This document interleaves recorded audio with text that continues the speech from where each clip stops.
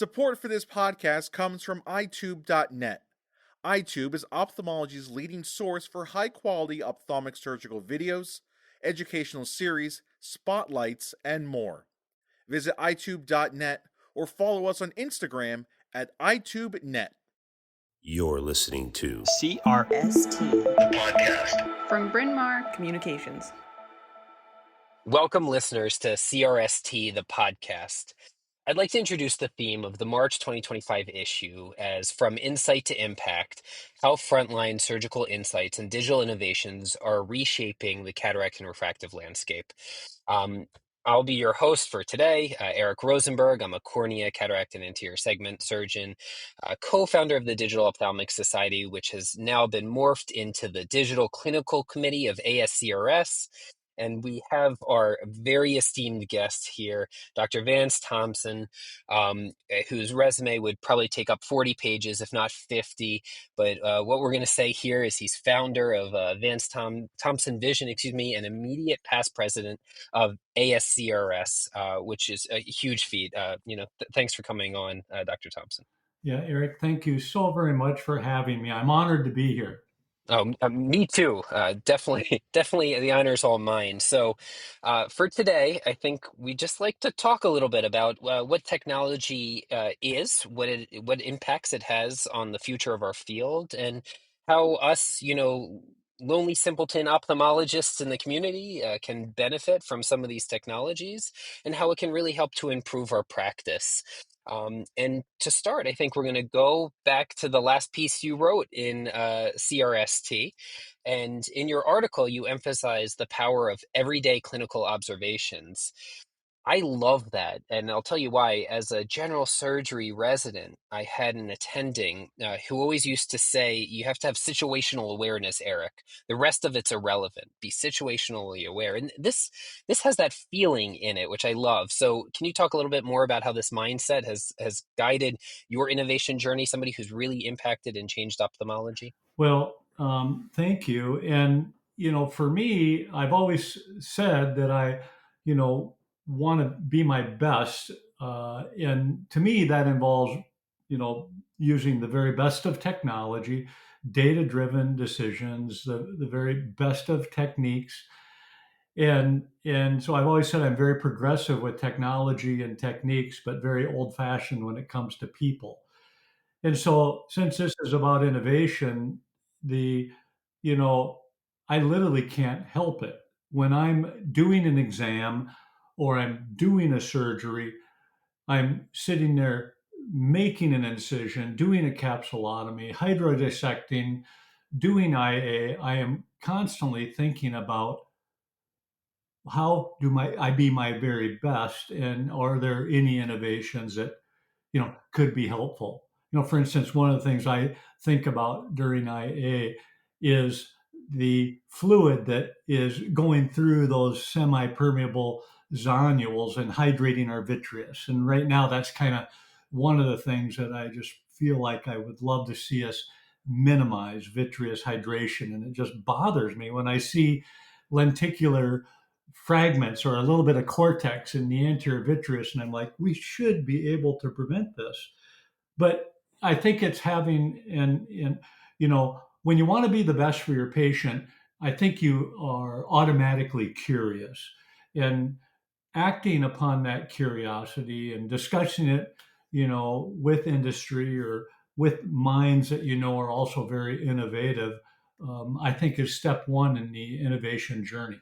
That's awesome. There's a recent article I was reading in one of the cardiology journals, believe it or not, and they were looking at controlled randomized trials against something as seemingly obvious as common sense and user perspective. And I think that's what you're touching on too. And that's something that's unique to ophthalmology, I'd say, as a whole, is we seem to garner our adages, our preceptors, people who have come before us, and start to integrate that and then start to find the importance of things that maybe we didn't see as being important.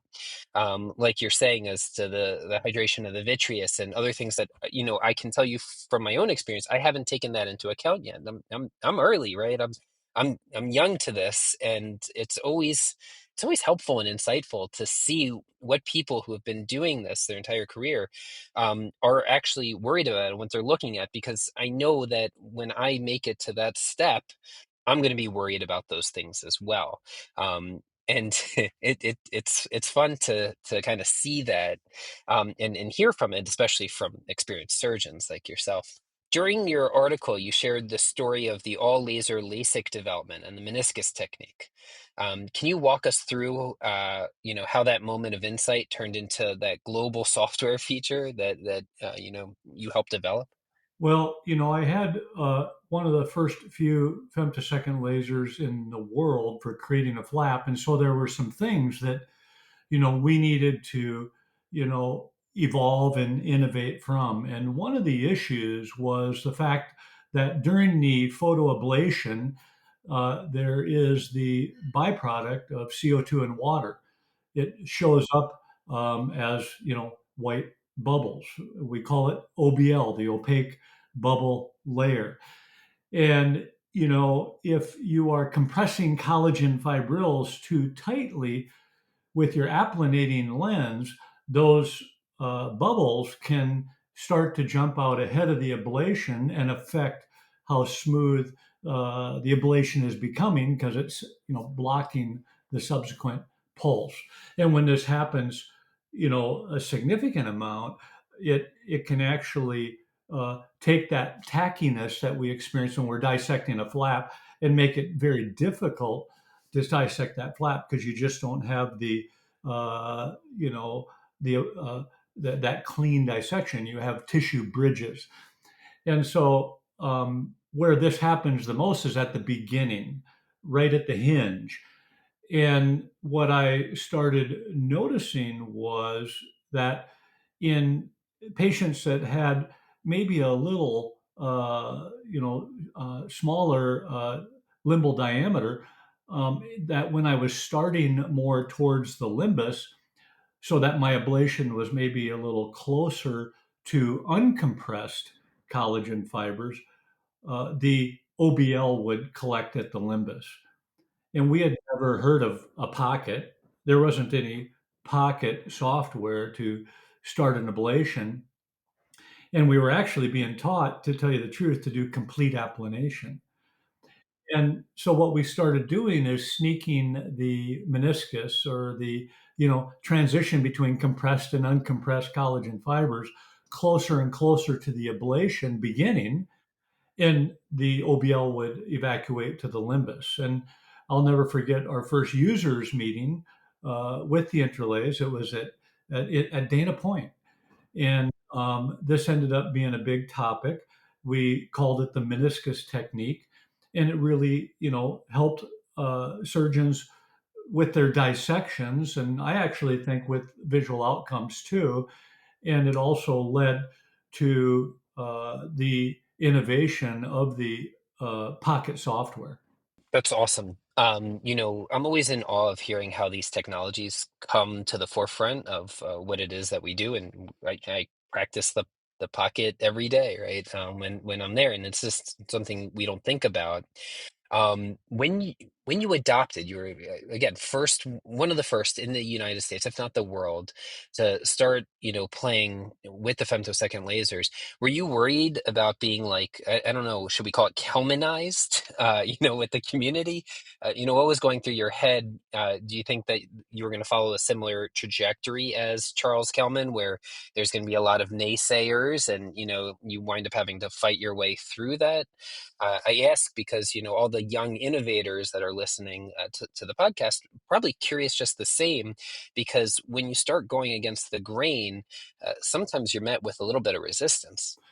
Yeah, having experienced technology transitions, I mean, at the beginning of my career, there was the discussions about, incisional keratotomy, and the transition to PRK, from RK to PRK, even from, PRK to LASIK. And, we experienced all these transitions over the years of technologies. And at every one of them, there was this debate. And I'll never forget one physician talking with me after giving a PRK presentation in 1990 at Clio. This was a meeting that doesn't even happen anymore, but it was in Las Vegas, giving 3-month results on PRK. And I was a fellow then with Dan Dury, and we were doing the legally blind eye study for a company called Summit Technology. And I had the one side talking about how this data is early and rightfully so, and we need to finish our clinical trials. But then I had surgeons coming up to me and saying, you're going to eliminate the need for us by this support of a laser, almost like getting into robotics then. And so you always have to learn how to deal with some of those comments, and have your own confidence, and yet still be willing to admit when you're on the wrong track, or be able to defend when you're on the right track. You need to have an open mind when you're innovating. There's certain things that don't work out. For instance, synthetic corneal inlays, or the holmium laser for shrinking collagen, or conductive keratoplasty, or some of the phakic IOL research that we did that never became FDA approved. I've been involved with a lot of FDA monitored trials that went a different direction. So I think you do your very best. You travel the world and study with others, and you come back. And I love doing research for companies that have great research departments, write very responsible protocols, start out small, don't take shortcuts. But you're right, you have to be prepared to hear the negatives too. And sometimes those negatives are right, and sometimes those negatives are wrong.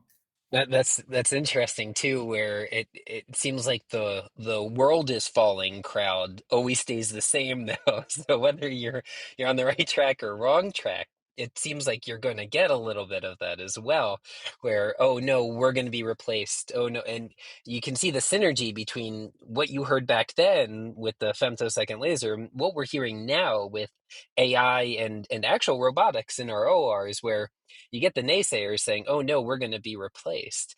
I don't know how you feel about that, but I personally, I don't think that we're very close to being replaced at all. No, I don't either. I think there's always going to need to have the human mind, and I think that what we do with AI and robotics will complement the human mind and make us better and better. But it is amazing to see the progress, because even talking about femtosecond flaps and working with other wonderful innovators around the world. I'll never forget our first flap took 150 seconds. Well, if you think about that, that's 2.5 minutes. Yeah. And when we talk about what I like to call doc talk, so a doctor talking to the patient while we're docking, and and creating the laser ablation, 2.5 minutes of keeping your patient nice and relaxed and still. And then at the end of it, after those years of blade flaps, at the end of it, saying, this is the future and I'm committed to it. And 150 seconds to now, it takes us 12 to 15 seconds to make a flap. So to see that evolution, and to continue to be curious and push, and to hear other people's ideas and want to help make sure they're the safest, most accurate way through good clinical trials, that's super rewarding. Absolutely, it is. So to touch on that, For our young listeners, and even older ones who are interested in innovating the space, what advice would you give them looking to engage more formally in the innovation process? How would you get them more engaged outside of just the idea? Because a lot of times we all have ideas, but actually implementing them and getting them involved is always the hardest part, I think. Well, I think I like to say I have the curiosity and sense of humor of a third grader. Um, and so and I think it's one of the reasons I'm a 65-year-old ophthalmologist. Okay, I love what I do, and it's not unusual at this age where physicians, if they haven't kept it fresh and curious, can start to become cynical, which I is really sad because it's really a sacred honor for us to have a patient's trust to do what we do for them, but to also do what we do with the other people in our profession, whether it's our colleagues, whether it's someone we're teaching, whether it's someone who's mentoring us, whether it's industry, whether it's the research community, whether it's the communications community. It all comes together to keep it fresh and vibrant. And so having that curiosity, I think, wants to, you know, I continue to feel motivated to keep up on the literature. I think it helps keep me up to date on what I'm doing in my clinic diagnostically, how I'm educating my patients, and how I'm preparing and delivering a surgery, and how I'm, dealing with postoperative, outcomes that, aren't routine, and how I optimize that situation the best it can be. And so, having that curiosity and wanting to be involved with innovation, research, and development, you have to be really good at the established way. And and so keeping up is really important. And I think, enjoying what we do is really important. So enjoying innovation is something that's super important, because if you're around someone like me and you don't enjoy innovating, I can get quite fatiguing. And so I had one person, he's actually a dear friend of mine, say to me, once, I haven't seen you for a little while, Vance, but it's kind of nice not being around someone who wants to make things better every day. And I'm like, I wanted to say, buddy, do you realize what you just said? I mean, it's like, I love you too, but but that is the nature of someone who enjoys innovation. Is you want to make things better every day, and you're willing to, in a sense, throw yourself under the bus. And what I mean by that is, I call it throwing a lot of spaghetti against the wall. I'm very comfortable with, no, that's a bad idea, and here's why. Uh, but so being willing to, communicate with the enthusiasm of a third grader, and really to take those simple thoughts that a lot of people just let bang in their head, that could be the next innovation to make things better. Not everything is disruptive. A lot of a lot of innovation is incremental. And when people are willing to share their incremental observations, whether it's to industry, a colleague, whether it's at a national meeting, whether it's through an unrefereed or a refereed journal, this willingness to share your ideas, and just don't think that your idea is not a good idea. Let it come out and play, and then find out what can happen with it, because lots of times what happens is someone says, well, what about this, and then you end up on a journey to making things better. So there's an informal part to innovation, and then obviously there's the formal regulatory journey also that I'm fascinated with. Yeah, there's multifaceted approaches to all these problems, which is eye-opening to myself, right? When you come up with the idea and then you have a means to be able to start executing on the idea, and then once you get past those hurdles, like you said, there's regulatory challenges, there's FDAs, there's research studies, all these other obstacles, if you want to call it that. It's not an obstacle. It's something you have to be able to prove, right, to be able to get over to the next step. It's really fascinating going through this for sometimes some of the first times on our end, and seeing that, and people like yourselves, the Donenfelds of the world, that have just done it time and time and time again, and really helped shape what is ophthalmology. I guess that brings me to my next question.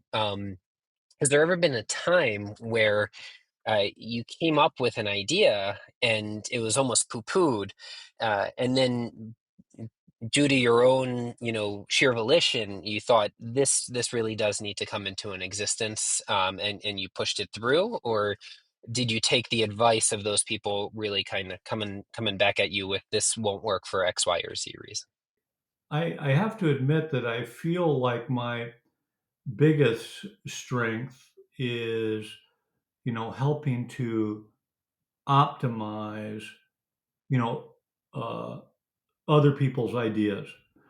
And I have, some of my own intellectual property and some unique ideas, and I have others where I'm involved as a co-patent holder, helping to optimize an idea, and so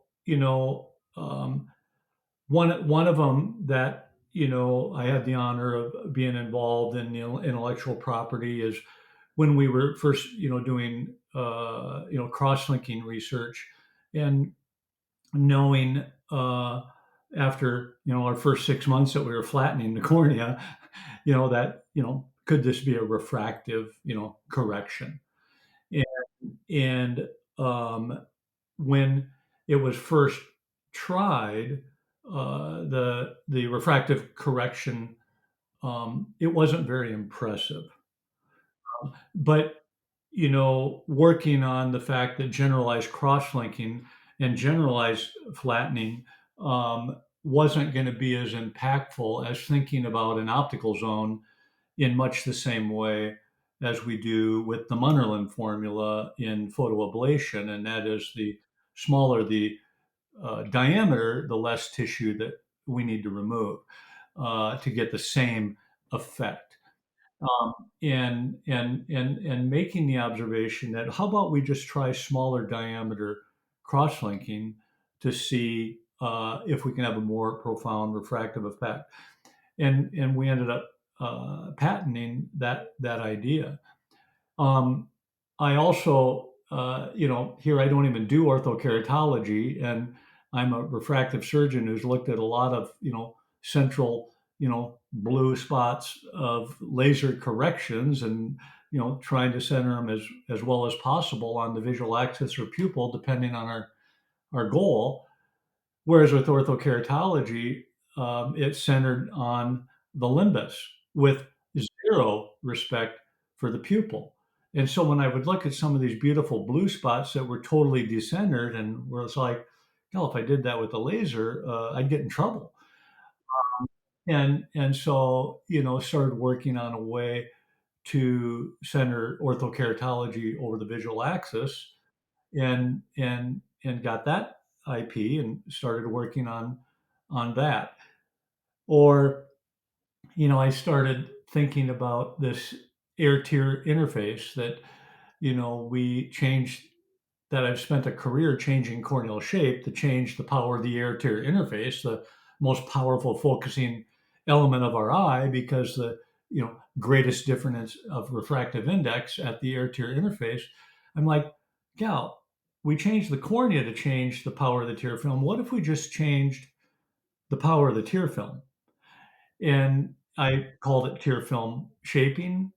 And I took a contact lens, and a plano contact lens, measured the topography. The topography was 40 over the contact, took the contact off and lasered a 4 millimeter hole in it with my excimer laser, and then did another topography, and I had 15 diopters of flattening, applied for a patent on shaping the tear film.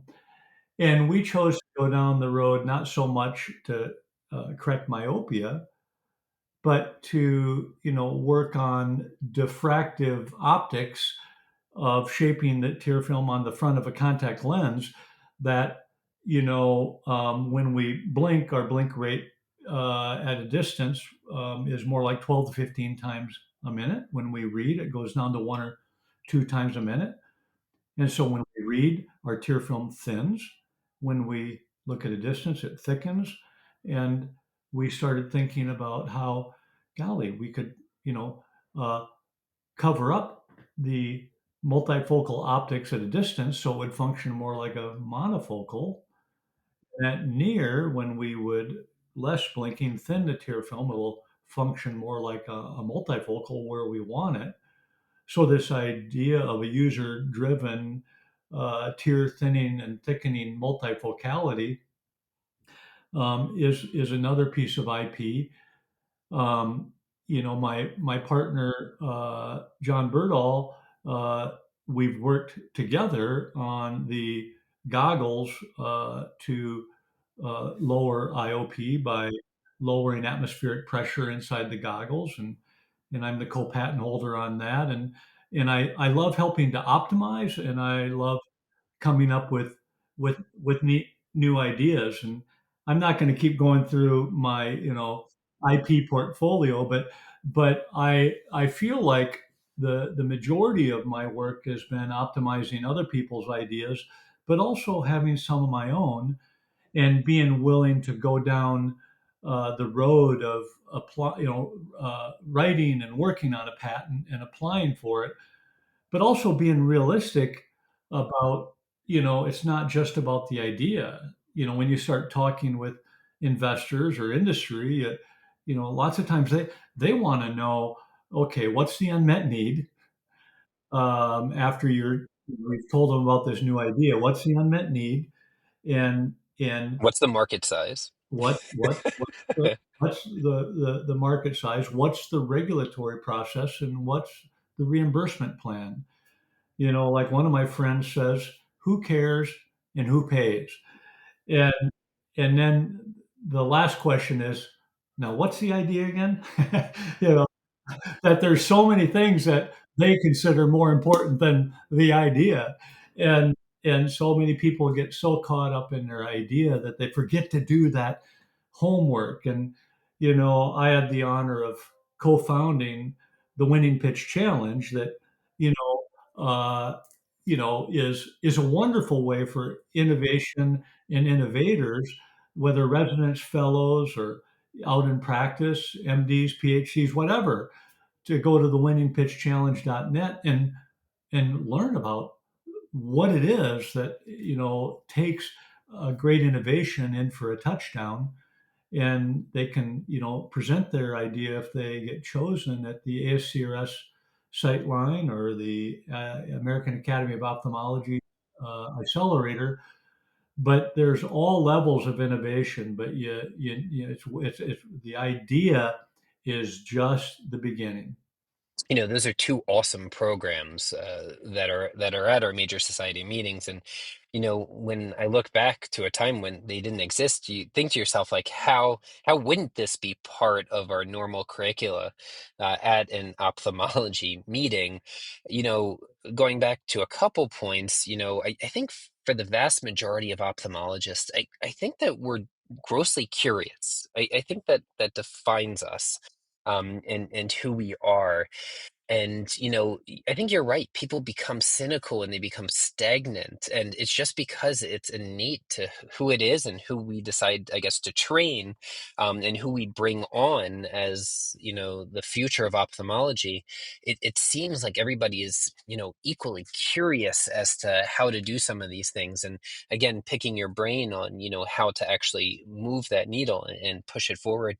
One thing that you said that really resonates with me is oftentimes I think that, okay, well, I need to come up with something that's groundbreaking and, something that's revolutionary. Just something, I think to myself in my late night thoughts because, hey, I spent all this time and all this energy and all this studying in order to be here. And, I want to do something for the field. And it's something that we devote our lives to, that we're passionate about it, right? It's part of who we are in our collagen fibrous matrix, right? It defines us as who we are as ophthalmologists. But what you said was, there's baby steps and evolutionary steps. But as that's resonating in my brain, I'm thinking to myself, well, even with the evolutionary steps, you still needed those baby steps to be able to get up to that evolutionary step in order to see it through. Because we're seeing this play out a little bit with AI and some of like the intraoperative digital microscopes where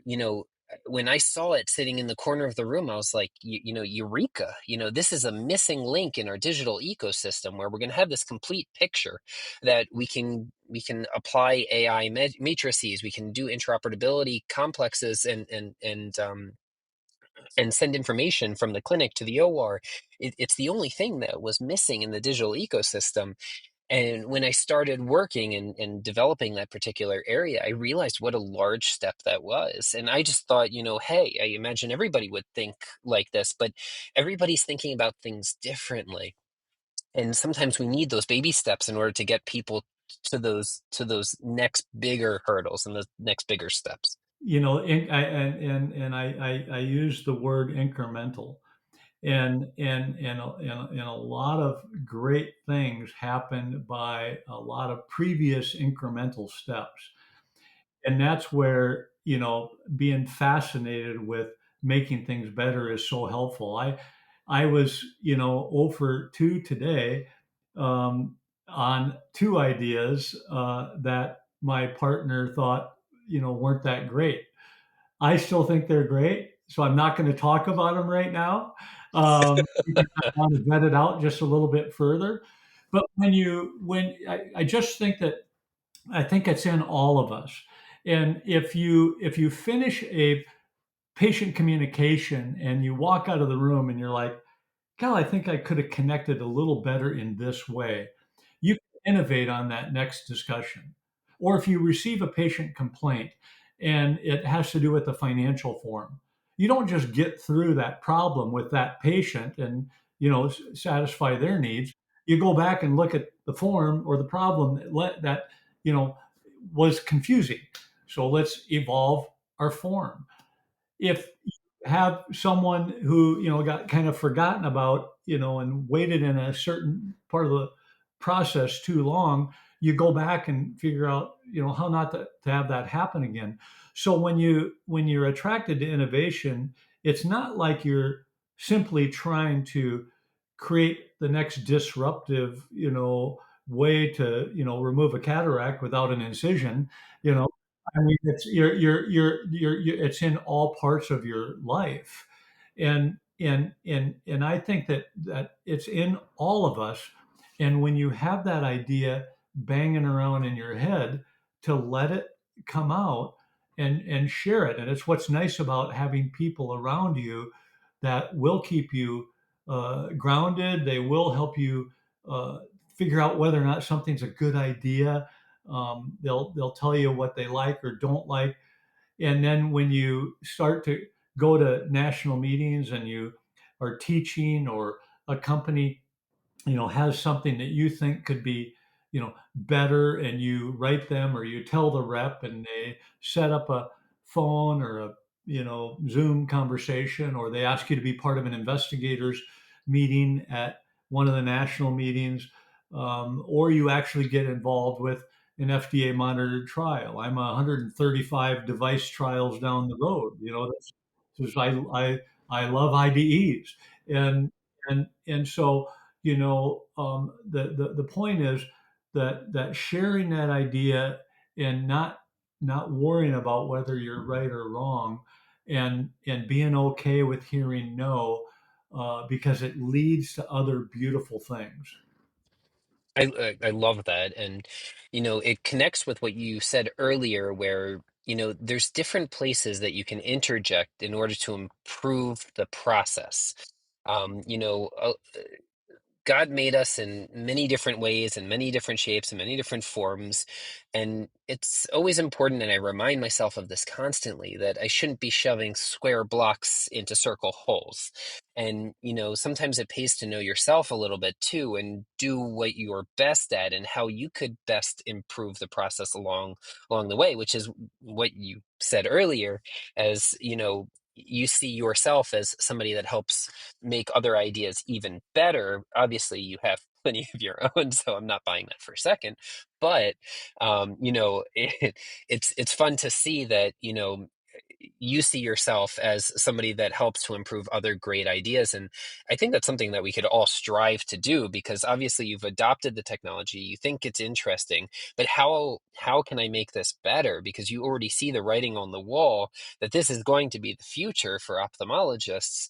How are we going to improve the adoption? How are we going to decrease the cost? How are we going to decrease the time, the patient compliance, all these things, So I'm going to feed in to probably my last question here, because I'm running out of time with you. And man, I feel like I could do this with you for about 2 hours, but I won't. And, given that we do all this, and there's a lot of, if you want to call it robotic or repetitive steps in a lot of the processes that we do you see that as being the best introduction of AI into what it is that we do, or do you see something bigger on the horizon? I do think that one of the things that is a strength is focus.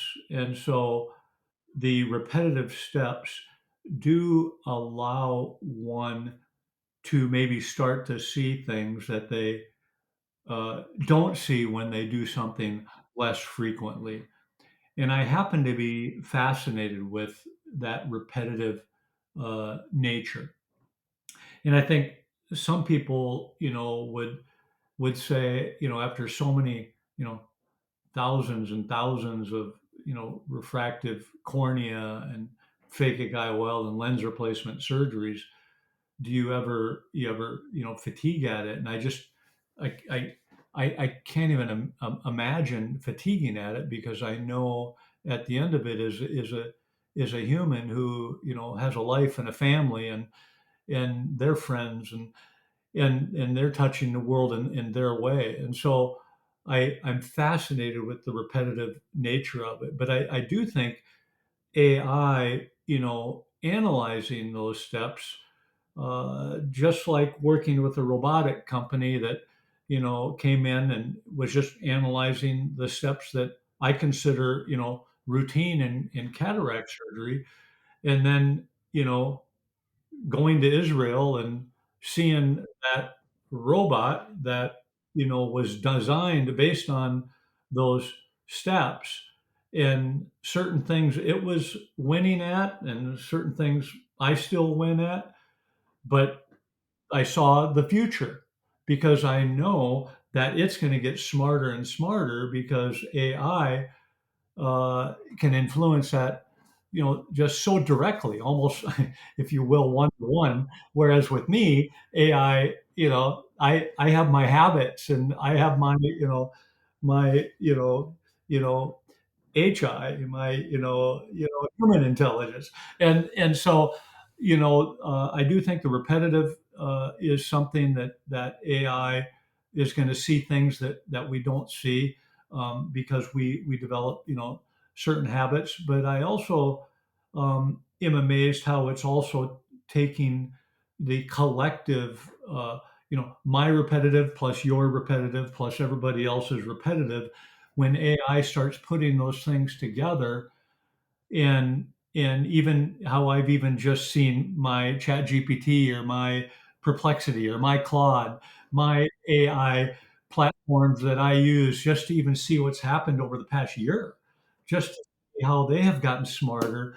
Um, it, some people are intimidated by it. I'm fascinated with it, and so I applaud you for your expertise and how you're contributing to making the world a better place through AI and digital. Oh, thank you, Dr. Thompson. Oh, the only thing I'm doing is interviewing you because, well, that's where the innovations come from. So, hopefully, AI will be smarter for our generation. So, that way, you know, we don't need me to step up to the plate to that degree because I'm not quite sure I can do that. So, Can I say one innovation that I had during our conversation?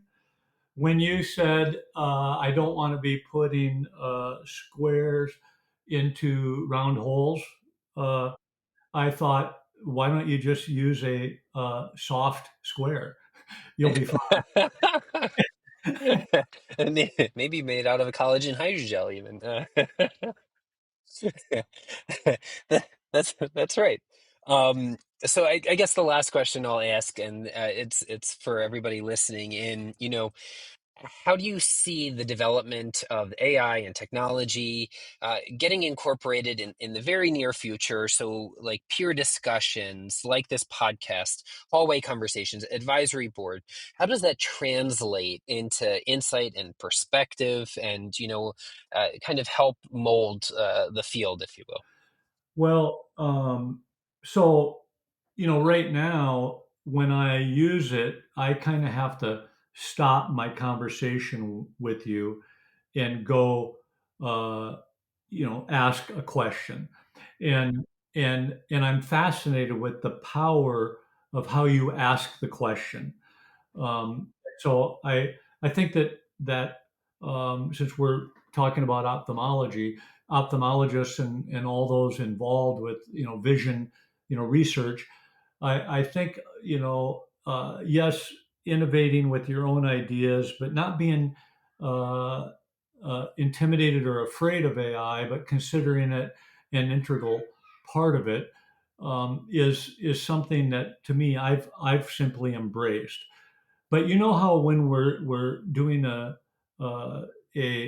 Zoom or some sort of virtual meeting, and on the side you have the chat going.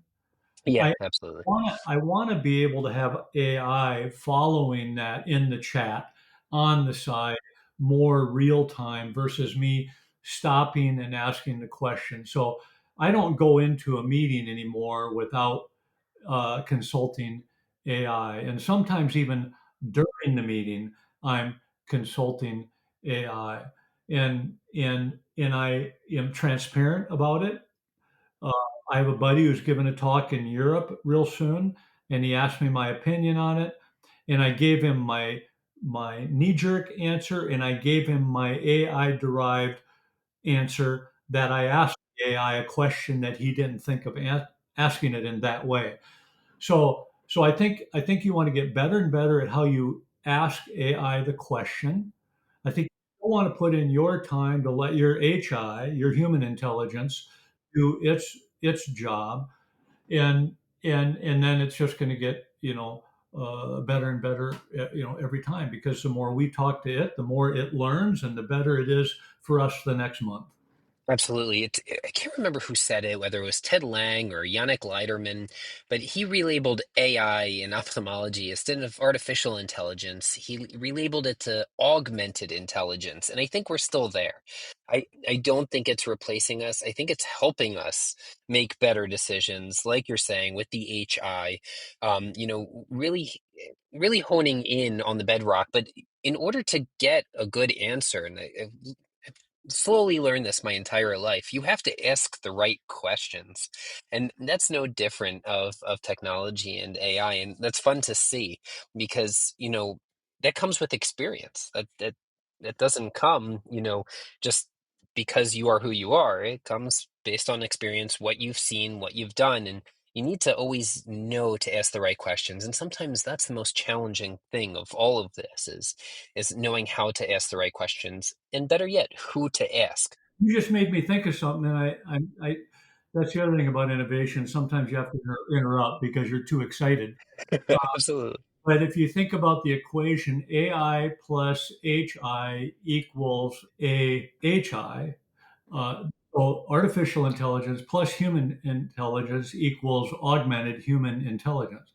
And and and I think it needs to be a part of everything that we do, and that's going to help make the world a better place at a faster pace.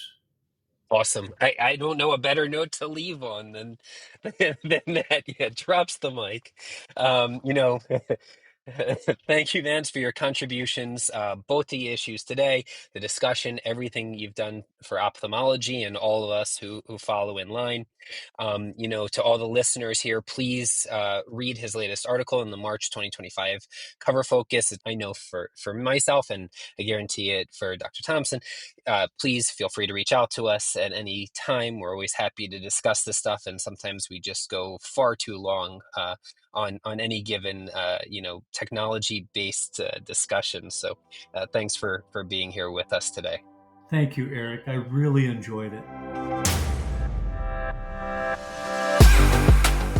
For more shows like the one you just listened to, check out the podcast channel on itube.net.